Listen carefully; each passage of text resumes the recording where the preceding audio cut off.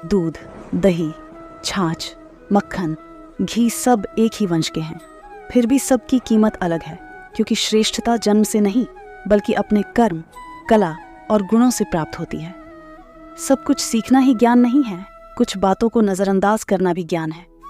तुम बस सब्र करो, भगवान पर भरोसा करो, वो चमत्कार भी होगा जिसका तुम्हें इंतज़ार है। चिंता मत करो, एक दिन भगवान तुम्हें सारी खोई हुई मुस्कुराहटें लौटा देंगे और फिर तुम पहले की तरह मुस्कुराओगे।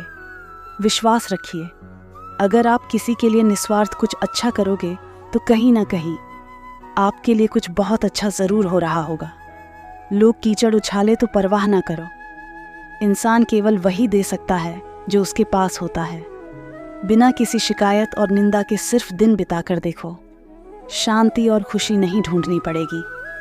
लोगों को इस बात से कोई फ़र्क नहीं पड़ता कि आप खुश हो या नहीं। उन्हें तो बस फ़र्क इस बात से पड़ता है कि आप उन्हें खुश रखते हो या नहीं। कुछ रास्तों पर अकेले ही चलना पड़ता है, ना दोस्त ना परिवार, बस आप और आपकी हिम्मत। कभी थक कर लोग वैसे ही बन जाते हैं जैसा होने का दुनिया उन पर इल्ज़ाम लगाती है। पागल हो ज़रूरी है। ज़िंदगी में समझदार लोग कहाँ खुलकर हंसते हैं। हमारे लिए कोई भी व्यक्ति कितना भी सुंदर या आकर्षित क्यों ना हो, लेकिन जीवन में आने के बाद मनुष्य हट जाता है। इसलिए कभी किसी को बार बार देखने को मन तरसता था, आज उसे देखने का मन नहीं करता है। कभी उसकी बातें मीठी लगती थी, आज उसकी बातें चुभने लगती हैं। यहाँ दोस्त रिश्तों का नहीं, मन का है, क्योंकि मन बहुत जल्दी उग जाता है। जब तक वो नहीं तब तक उसके लिए वो सोना है, लेकिन जैसे ही मिल जाता है उसके लिए वो सब मिट्टी हो जाता है। जिंदगी बोझ तब लगती है जब हर कार्य को ये सोच कर करते हैं कि इसे मैं कर रहा हूँ, बल्कि ये सोचे कि ईश्वर इसे करा रहा है।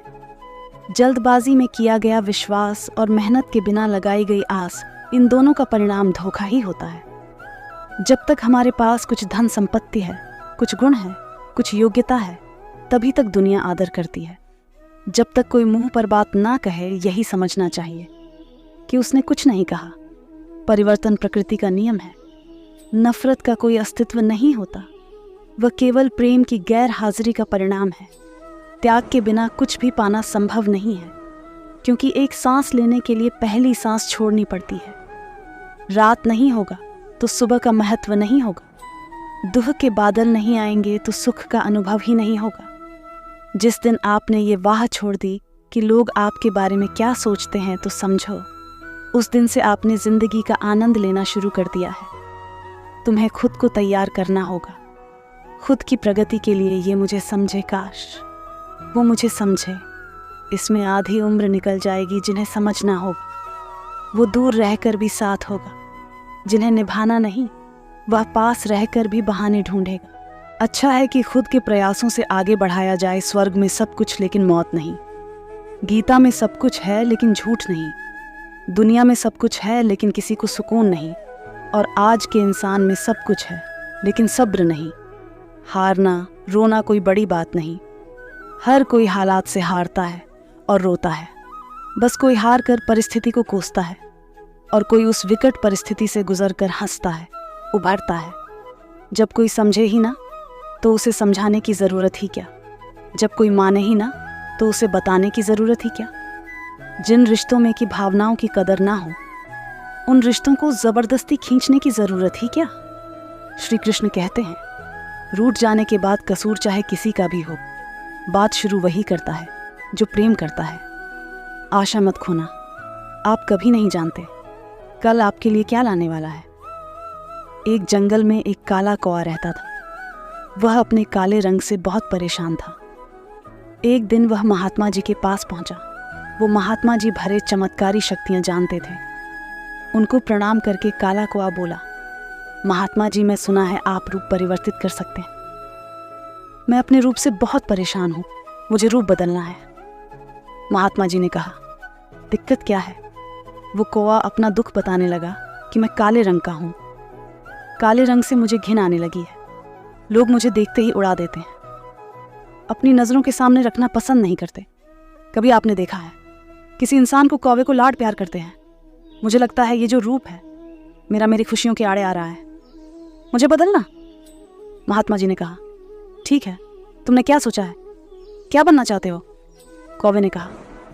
मुझे हंस बनना है। महात्मा जी ने कहा। बस इतनी सी बात अभी बना देता हूँ, लेकिन हंस बनने से पहले तुमसे कहूँगा कि एक बार हंस से जाकर मिल लो और पूछ लो क्या वो अपने जीवन से खुश है या नहीं। कौवे ने कहा, बात तो सही है।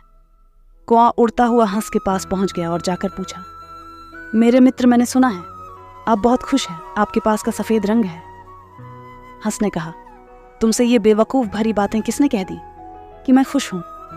सफ़ेद रंग ही तो मेरे दुख का कारण है। कौवे ने कहा, सफ़ेद रंग से क्या दिक्कत हो सकती है?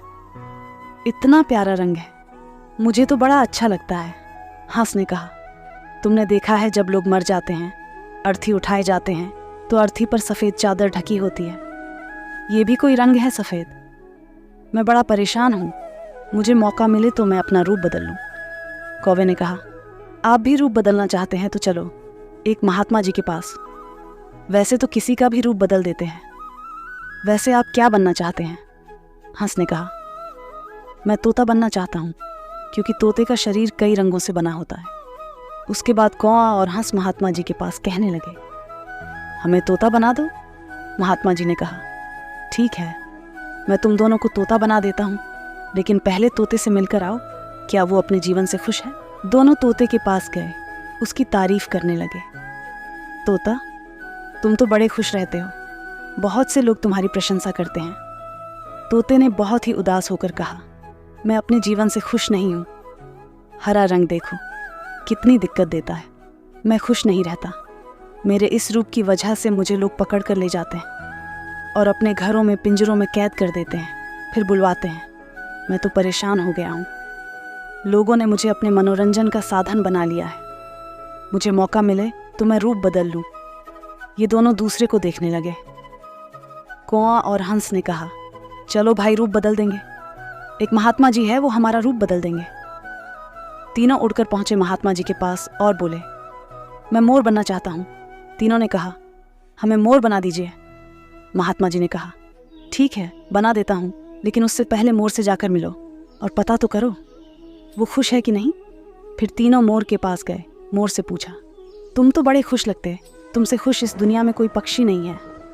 इतना सुंदर रूप, क्या नृत्य करते हो। मोर ने कहा, भाई यही तो दिक्कत है, यही तो परेशानी है। तुम्हें एक आवाज़ सुनाई दे रही है? तीनों ने कहा, हाँ सुनाई तो दे रही है, ऐसा लग रहा है कोई इंसान हमारी तरफ आ रहा है। मोर ने कहा, यहाँ खतरा है, उड़ जाओ। ये तीनों उड़ गए और मोर वहीं रह गया। एक तीर आया और मोर को लग गया।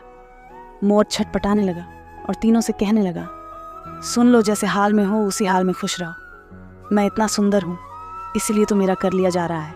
मेरे पंख ले जाकर शिकारी बेच देगा। मोर मरते मरते कहा, सुनो कौवा, इस दुनिया में सबसे खुश अगर है तो वो है तुम। कौवे ने कहा, कैसे? मोर ने कहा, तुमने सुना है कभी कोई इंसान कौवे को खा रहा हो? मुर्गी के बच्चे को खा लेता है, लेकिन कौवे को कोई नहीं खाता, और कोई भी कौवे को पिंजरे में बंद करके नहीं रखता और तुम्हारा शिकार भी नहीं करता। तुम बहुत सुरक्षित हो, तुमसे किसी का कोई तो अपने हाल में खुश रहो। लेकिन दिक्कत यह है कि तुम दूसरों से तुलना करने लगते हो और दुखी हो जाते हो।